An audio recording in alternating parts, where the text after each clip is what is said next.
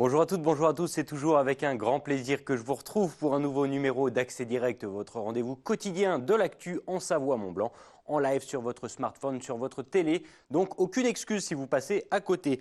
Ce soir, on va parler ruralité avec notre premier invité, Yves Husson, le président de l'association des maires ruraux de Savoie. L'occasion notamment de faire le point près d'un an après le grand débat lancé par le gouvernement. Puis, comme chaque lundi, nous ouvrirons une page sport et focus ce soir sur une discipline trop mal et trop peu connue, le sidecar cross. Images impressionnantes et explications d'ici quelques minutes. Enfin, nous ferons un point culture car ce lundi, c'était également le tout premier concert de l'Espace Malraux. 2 ans après 2 ans de travaux, Victoria Lopez était en live à cette occasion. Nous y reviendrons en fin d'émission. Bienvenue dans Accès Direct. Et on commence tous les soirs, comme tous les soirs, avec les titres de l'actu. Sébastien. Salut Manu. Ça va ? Ça va, parfait. Et puis avec toi ce soir, on va parler d'un exercice d'attentat. Oui, exercice grandeur nature du côté de Bourg-Saint-Maurice à la gare, très précisément. Chaque année, le département de la Savoie a l'habitude de faire des exercices. Il y en a un qui concerne une situation d'urgence attentat. Donc 300 personnes mobilisées, plus de 3 mois de préparation. Stéphane Debuisson qui s'est déplacé sur place. Et puis on en parlait il y a quelques instants, l'inauguration de l'Espace Malraux. Oui, nouveau, 2 ans de travaux, de gros travaux, lourd investissement pour totalement refaire cet endroit, scène nationale. On le rappelle, scène nationale de Chambéry. On fera une petite visite de chantier, enfin visite, pas de chantier, en tout cas une visite du nouveau lieu avec Victoria Lopez et Bastien Buteau. Ils étaient sur place ce matin. Reportage complet, 18h30 dans le JT. Merci beaucoup Seb. Merci Manu. À tout à l'heure, je te laisse finir de te préparer et j'accueille tout de suite Monsieur Husson et sur ce plateau. Bonsoir. Bienvenue, merci d'être avec nous. Donc, on ne vous présente plus, habitué de l'antenne, mais bon, au cas où, président donc de l'association des maires ruraux de Savoie depuis à peu près une douzaine d'années, si je ne dis pas de bêtises, maire de la commune de Chanat en Savoie, au bord du canal de Savière. C'est si joli depuis 1977. Ça en fait des années d'expérience où les épaules sont toujours aussi carrées sous la pression et les mandats. Bon, disons que je me suis formé dans cette fonction au fil de ces nombreuses années et j'ai un peu grandi, appris comment développer une commune rurale, sachant que Chanat a beaucoup souffert de cet exode rural et les habitants sont partis parce qu'il n'y a plus beaucoup d'activités. Alors, il n'y a plus beaucoup d'activités, plus beaucoup d'invitants. 515, si je ne dis pas de bêtises, au dernier recensement. Pourtant, vous accueillez plus de 220 000 visiteurs par an. C'est assez impressionnant, finalement, cet écart. Et je trouve ça très représentatif du combat des élus ruraux aujourd'hui dans le territoire, qui plus est, avec, on le disait, cette perte de compétences qui s'enchaîne depuis plusieurs années maintenant. Vous savez, ce que j'ai eu l'occasion de dire au président Macron à Valence, ma commune a pu évoluer au cours de ces nombreuses années et être ce qu'elle est, à savoir, vous l'avez dit, beaucoup de fréquentation touristique, la population a doublé. On a pu le faire parce que nous avions tous les pouvoirs dans les décisions que nous avions à prendre. Et aujourd'hui, depuis, nous les élus ruraux, on appelle ça la funeste loi NOTRe, en 2015, qui a été votée par le Parlement, tous les ingrédients depuis sont réunis pour stopper, pour le coup, le développement des communes rurales, voire de les faire disparaître. Dans l'instant où vous n'avez plus de compétences, nous avons perdu la gestion de l'eau, de l'assainissement, de l'urbanisme, important l'urbanisme, de la communication touristique. Dès lors que vous n'avez plus ces compétences, vous n'avez plus de raison d'exister. Et moi, j'ai une grande crainte d'avoir à constater que dans une dizaine d'années, je suis persuadé qu'il n'y aura plus de communes rurales capables de décider de leur avenir. Ça me semble très grave. Aujourd'hui, vous êtes un peu donc pieds et poings liés. Vous avez l'impression d'être entendu par ce gouvernement. On parlait justement l'année dernière du grand débat national avec de nombreuses lettres de doléances des élus ruraux justement qui ont alerté le président de la République. On en est où? Est-ce que concrètement il y a eu des choses qui ont avancé depuis? Vous savez, on a reçu à notre congrès dans le Nord le Premier ministre qui est venu nous annoncer 173 mesures en direction du secteur rural. Alors, on ne critique pas tout le temps, on était plutôt content. Enfin.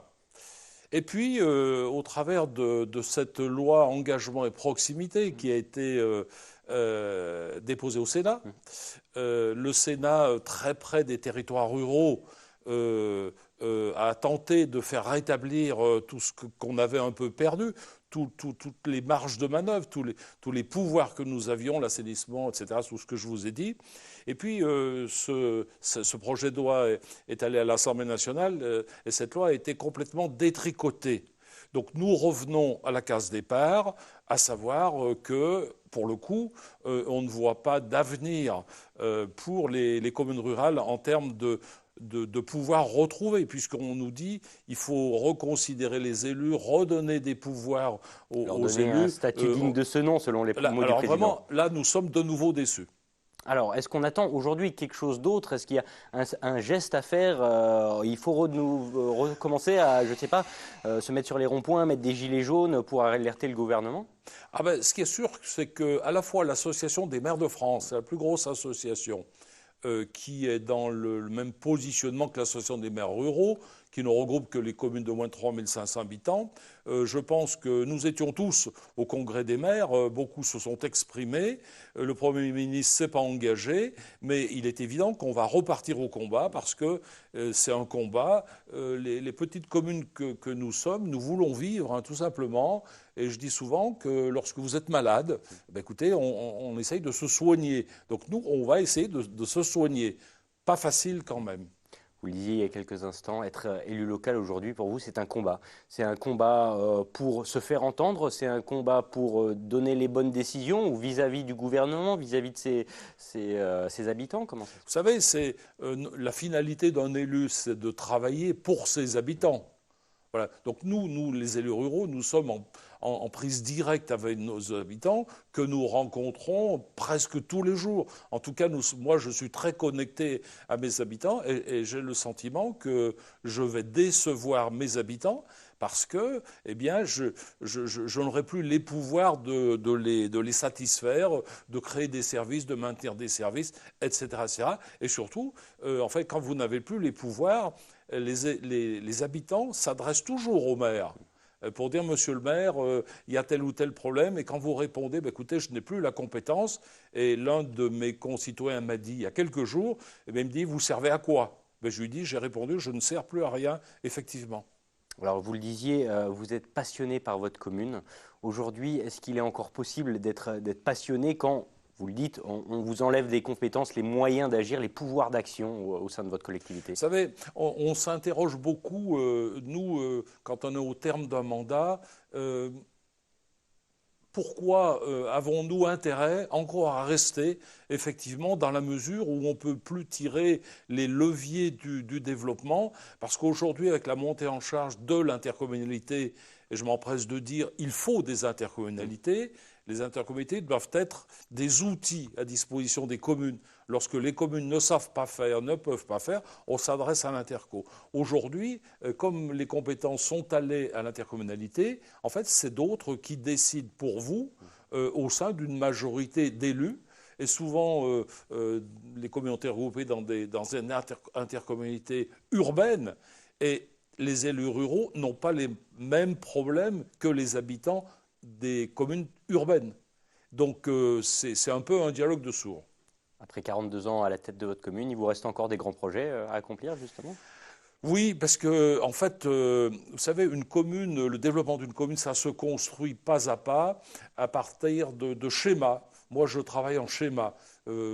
Tous mes précédentes actions votées par mon conseil municipal l'étaient sur 20 ans. Donc je peux vous dire que pour les 6 ans à venir, les projets sont tous prêts dans la réflexion, mais aussi dans le financement. Donc voilà, il y a encore de quoi travailler sur la commune de Chana, au motif que la commune de Chana a beaucoup investi ces années passées, donc elle n'a plus la même charge d'emprunt à rembourser. Et donc voilà, je pense qu'on, pardonnez-moi cette expression, on va passer un peu sous la douche sans trop se mouiller. Dernière petite question en ce qui me concerne, du coup, municipal 2020, candidat à votre propre réélection? Grande réflexion. Grande réflexion, sans pouvoir, vie professionnelle, avec quelle équipe, avec quelle motivation d'une équipe, avec qui. Voilà. Moi, il faut que je trouve 15 conseillers municipaux. En tout cas, les conditions seraient réunies pour que je continue ce combat, parce que moi, je m'en fais un objectif, c'est de combattre chaque fois qu'on attaque ma commune, et là, c'est une réelle passion. Ben, en tout cas, c'est tout le mal qu'on peut vous souhaiter pour la suite.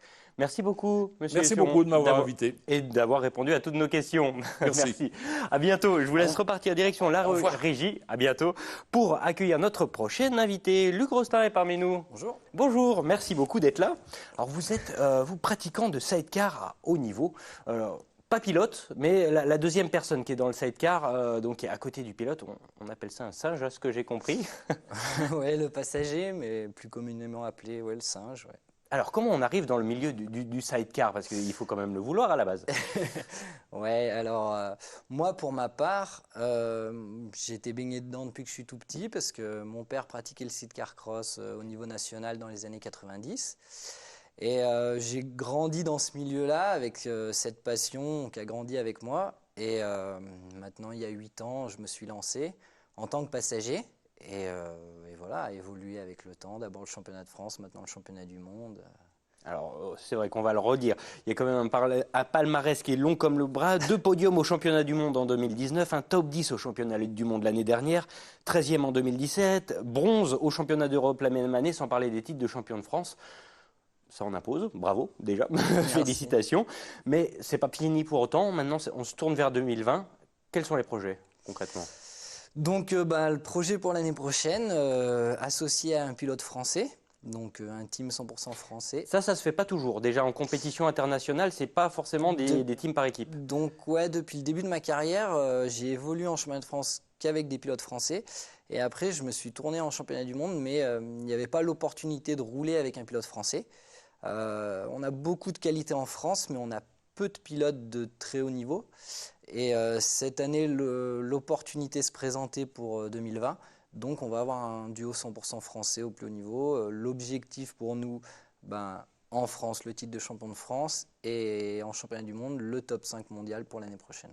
Quelles sont les qualités pour être à la fois justement passager et pilote de ces cars?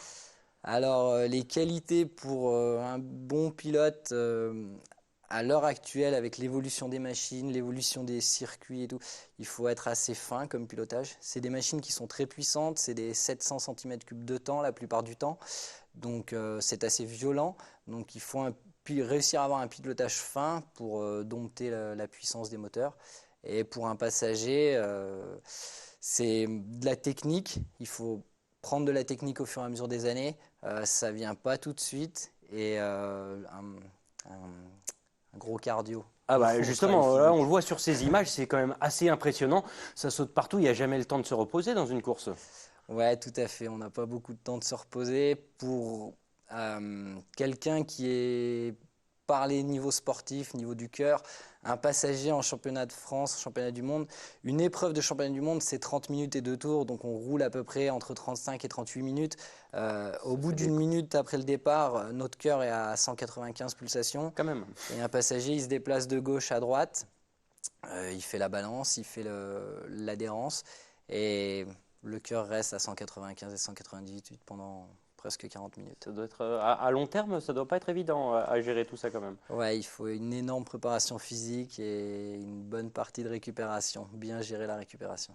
Bon, ça reste quand même un petit milieu, un monde un peu fermé. Qu'est-ce qui manque aujourd'hui, si ce n'est de la médiatisation? Et pourquoi, dans ces cas-là, il n'y a pas autant de médiatisation que de la motocross, de la moto-trial encore aujourd'hui, où on voit des épreuves à gauche et à droite? Je pense que tout simplement, le marché du sidecar cross n'est pas ouvert au monde entier. Une moto de trial est vendue dans le monde entier, une moto de cross est vendue dans le monde entier. Donc les marques et le budget, les investissements peuvent venir de toute la planète. Le milieu du sidecar cross reste très fermé. La médiatisation est importante, il faut faire évoluer ça, mais ouais. Il y a quand même une image un petit peu rebelle de rester un petit peu en marge. Même le côté même de sidecar, on en voit sur la route. Oh, regarde chérie, il y a un sidecar. Vous cultivez un petit peu cette image-là quand même. Je dirais pas cultiver parce qu'on essaye justement de faire découvrir notre discipline, on essaye de s'ouvrir au monde, de faire passer à la télévision, mais ça reste très restreint parce que c'est un sport assez atypique et vraiment très compliqué. C'est 2 personnes sur une même machine, un pilote sans un passager, c'est impossible de conduire. Donc Ouais, ça reste assez atypique. Ouais. Comment on s'entraîne d'ailleurs? Il faut absolument que le binôme soit complet, pilote, passager, et on doit s'entraîner ensemble ou on peut s'entraîner aussi chacun dans son coin? La meilleure des choses, oui, c'est de pouvoir s'entraîner ensemble, la machine. Donc la période hivernale, pour retrouver des exercices qui ressemblent à ce qu'on trouve sur un sidecar, c'est quasiment impossible d'avoir un cœur qui monte aussi haut pendant aussi longtemps. Donc on travaille énormément sur le renforcement musculaire, énormément sur le cardio, le fractionné. On fait beaucoup de choses pour ne pas s'endormir pendant l'hiver et pour se préparer justement, pour que la marche soit moins grosse quand on monte sur la machine. Et après, il faut une bonne préparation les deux ensemble parce que dès qu'on arrive sur les courses, plus on roule ensemble, mieux c'est. On est d'accord. Aujourd'hui, qu'est-ce qui vous manque? C'est des sponsors, c'est des partenaires, c'est des gens derrière qui vous suivent, des équipementiers peut-être? Ouais, tout à fait. Pour vous donner un petit ordre d'idée, qui a des échelles très différentes. Le champion du monde à l'heure actuelle, il a un budget de 200 000 euros. Le vice-champion du monde, il doit être aux alentours des 100 000 ou un peu plus. Nous, notre budget, on recherche 70 000 euros. Donc, on manque énormément de sponsors. On recherche des sponsors pour arriver à ce budget-là. Donc, on n'a pas forcément les budgets des meilleurs de devant. Mais si on trouve ça, on pourra concurrencer. Et y aller dans l'angle quand même. Y aller de la gagne. Tout à fait. Ça, Merci beaucoup, Luc. Alors, je garde encore quelques petites minutes, puisque tu le sais peut-être, on fait réagir cette année les invités à quelques-unes de nos revues de presse choisies. Et ce soir, je te propose de réagir à cette news de nos confrères de Europe 1 qui pourrait bien révolutionner le monde de la moto. C'est l'annonce de casques nouvelle génération qui devraient donc retrouver leur forme après impact. Car oui, et c'est pas toi qui va dire le contraire, jusqu'à présent, la mousse traditionnelle dont les casques sont spécialisés et constitués se tasse mais ne reprend pas donc la forme. Donc à partir du moindre impact, hop, il faut changer. Donc ça c'était avant la mise au point par le laboratoire HRL, basé aux USA forcément, d'un tout nouveau rembourrage à structure d'échafaudage, un peu comparable à la Tour Eiffel. Plus efficace de 27% sur les coups reçus, mais aussi plus confortable. Ces nouveaux casques devraient être développés par l'équipementier V6, mais bon, vu le modèle économique du secteur aujourd'hui, comme on le disait, qui se appuie sur le rachat régulier, ça va être difficile de le voir arriver en magasin. La technologie, elle fait partie intégrante de votre discipline. Aujourd'hui, il faut toujours être au top des innovations pour rester concurrentiel. Oui, les machines ont beaucoup évolué. Après, la technologie sur la sécurité a évolué au même avancement que le monde du motocross. On suit le même chemin et la technologie vraiment sur les machines évolue. Oui. Alors, ça veut dire qu'un pilote qui a commencé il y a une dizaine d'années, aujourd'hui, il est sur des machines qui sont radicalement différentes, ou ça reste quand même le même feeling, la même sensation, la façon de conduire? Les bases sont... Une dizaine d'années, je dirais que les bases se ressemblent, mais les machines sont vachement plus maniables, plus légères. Les moteurs ont augmenté en puissance, les sauts sont plus longs, plus gros. Donc un pilote qui a commencé il y a 20 ans, 15 ans, il monte sur une machine maintenant, il a l'impression d'être sur un vélo parce que ce qu'il a connu est vraiment différent de ce qui se fait de nos jours. Oui. Merci beaucoup, Luc, en tout cas, pour toute cette réaction. Un dernier petit mot pour la route, une seconde revue de presse. Je te demanderai pas de réagir sur celle-là, parce que je ne sais pas si c'est totalement ta zone de chalandise. Mais pour être tout à fait complet, on va se rapprocher de chez nous avec un petit coup de projecteur sur le spécialiste mondial du roulement, l'entreprise NTN SNR, basée à Argonay. Selon un article de nos confrères de l'Essor et un autre du Dauphiné Libéré, le groupe, fort de 76 sites à travers le monde, continue de faire face à une pénurie de main-d'œuvre spécialisée. Et c'est là que l'entreprise se démarque puisqu'elle a tout simplement décidé de se doter de sa propre structure de formation. Le but, remplir les 50 postes qui sont à pourvoir dans les prochaines années. Donc le projet Learn est donc né et propose déjà aujourd'hui à 12 personnes en reconversion professionnelle une formation de 13 mois sans CV ni diplôme requis. Il fallait tout simplement y penser et comme souvent, on aura l'occasion d'en reparler très vite sur notre antenne. Merci beaucoup Luc d'avoir été avec nous pour cette émission. Bon courage pour la suite et dans ta recherche de sponsors. Merci beaucoup. Je laisse repartir direction la régie et puis on reste dans l'actualité puisque je vous l'indiquais en début d'émission, ce lundi 2 décembre signait également la réouverture de l'espace Malraux. L'inauguration s'est faite en grande pompe, donc après 2 ans de travaux. Cet après-midi avec notamment un concert événement des virtuoses chambériens, les frères Capuçon. Alors à quelques heures avant leur entrée en scène, Victoria Lopez était donc en direct sur nos réseaux sociaux. Je vous propose tout de suite un extrait de sa prestation avec en prime une petite visite des lieux en avant-première. On regarde. Alors il y a beaucoup de nouveautés, de nouveaux espaces dans ce théâtre. Oui. Est-ce qu'il a été beaucoup agrandi en termes d'espace, ou est-ce que c'était plutôt de la rénovation de mobilier, de lieux un petit peu comme ça dans différents Alors endroits? un peu des deux. Voire même des trois. Je vais rajouter une troisième catégorie. Le total du bâtiment, c'est 22 000 mètres carrés quand même. Donc c'est déjà bien grand. Il se trouve que dans les espaces d'accueil du bar, on a rajouté 200 mètres carrés. En fait, on a repoussé les cloisons de verre en bas. Et il se trouve que ces espaces d'accueil qu'on a aménagés n'étaient pas prévus au départ pour être des espaces d'accueil du public. C'était vraiment des endroits où devaient circuler les techniciens, les artistes. Le public les connaissait très peu. Donc ces espaces, à la fois on les a agrandis, à la fois on les a réaménagés et à la fois on a pensé un mobilier pour eux.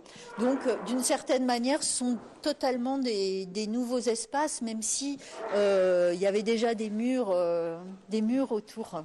Voilà, mais cette fonction de bar, resto, lieu d'accueil, dans les années 80, au moment où on a fait le théâtre, c'était pas quelque chose de courant. En fait, à l'époque, parce que j'en ai parlé avec des responsables de l'époque, même c'était pas très bien vu l'idée qu'il y ait un bar dans un théâtre. C'était un peu l'idée que la culture, ça doit être un truc sérieux et que on n'est quand même pas là pour boire un coup en même temps, etc.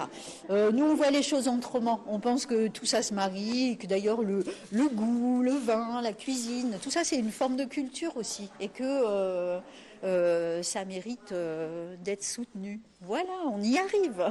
Alors où est-ce qu'on est là maintenant? Alors, on est dans nos espaces d'accueil qu'on appelle La Base. La Base, c'est un nouveau projet. C'est un projet de tiers-lieu culturel qu'on fait en association avec des compagnies du bassin chambérien. Et il y a notre présidente qui est là. On a créé une nouvelle association voilà, pour défendre notre projet, qui est vraiment un projet avec une économie circulaire, un bar, un resto qui doivent générer du bénéfice. Ce bénéfice doit être réinvesti dans des projets artistiques et culturels qui ne sont pas les mêmes que ceux de la scène nationale. Ça va être géré en interdépendance, c'est-à-dire on est dedans, dans l'association, la scène nationale, et en même temps c'est plus ouvert que ça sur le monde associatif et culturel chambérien. On va parler justement de La Base avec Pauline. Bonjour Pauline, alors quel est votre rôle pour le projet La Base? Je suis présidente de ce lieu, donc ça nécessite d'animer tout ce joyeux bordel de façon sympathique. En quoi ça consiste? Qu'est-ce que c'est concrètement La Base? C'est un lieu de vie en fait. L'idée c'est vraiment que ce soit un espace où se croisent des publics, différentes sortes de publics. Où, du coup on a un lieu de vie avec un resto et un bar. On aura une programmation qui sera du coup décidée collectivement et proposée du coup par qui veut monter un projet. Et on a du coup à l'intérieur un lieu de fabrique, de création artistique. Et ici, là, où est-ce qu'on est? C'est la pièce maîtresse, le bar, du coup. C'est là où on va pouvoir manger de bonnes choses et boire aussi de bonnes choses. Il va être ouvert dès ce soir? Alors il ouvre ce soir et après l'ouverture officielle vraiment se fait le lundi 9 décembre à partir de midi. Du coup il y a de la restauration tous les midis et puis pour le soir ce sera du coup ce qu'on appelle plutôt de la finger food, du snacking. Est-ce que c'est un lieu ouvert à tous? Comment on y accède? Bah oui, en fait, il y a juste à passer la porte, mais bon, ça devrait bien se passer. Non, l'idée, c'est vraiment que les gens s'approprient cet espace. Enfin voilà, c'est une offre, comme le disait Marie-Pierre, une offre complémentaire de ce qui est proposé par Malraux, une offre qui n'avait pas forcément sur le territoire. Et c'est que l'idée, c'est vraiment que les gens s'approprient cet espace. Donc l'idée, ça va être de les impliquer dans les décisions, de les impliquer sur des choix de programmation. Voilà.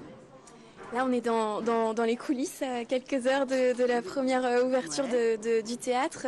Tout est encore en train de se mettre en place. Ouais, on est excités, je crois, non? Ouais. Stressé aussi. Stressé, une boule au ventre. Voilà, il y a encore des gens en train de monter des tuyaux, de brancher des radiateurs. Voilà. Mais c'est le côté du direct assez sympa, voilà. quoi. Voilà. Mais voilà, après, c'est le jeu d'un chantier. Donc, on est un peu mal au dos parce que ce week-end, on a déplacé des canapés, justement, pour tout installer. Mais voilà, mais du coup, non, c'est cool. Là, on y est et c'est sympa. Ouais. c'est bien. Et en fait, c'est quelque chose d'assez nouveau, donc c'est aussi quelque chose qui va se construire. Mais en tout cas, il y a beaucoup d'envie, enfin, entre le collectif de compagnie, Malraux des citoyens qui ont déjà envie de s'impliquer là-dedans. Voilà, il y a de l'énergie, maintenant on va la canaliser et on va mettre en place des choses.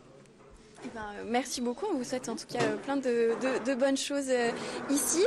C'est un lieu de passage aussi, on sent que l'espace est ouvert. Est-ce qu'il y aura des petites animations, des petits spectacles aussi ici? En fait, il va y avoir plusieurs formes. Dans l'idée, c'est que la base, c'est plusieurs lieux, c'est plusieurs espaces. Donc, il y a des salles de cinéma mutualisées avec Malraux, avec des galeries d'expo. On a du coup, c'est ce qu'on appelle cet anneau, dans lequel on peut avoir petite et grande forme. Donc, à la fois, on peut avoir un DJ set, à la fois, on peut avoir un atelier origami avec des enfants où il y aura 20 enfants, enfin une vingtaine d'enfants.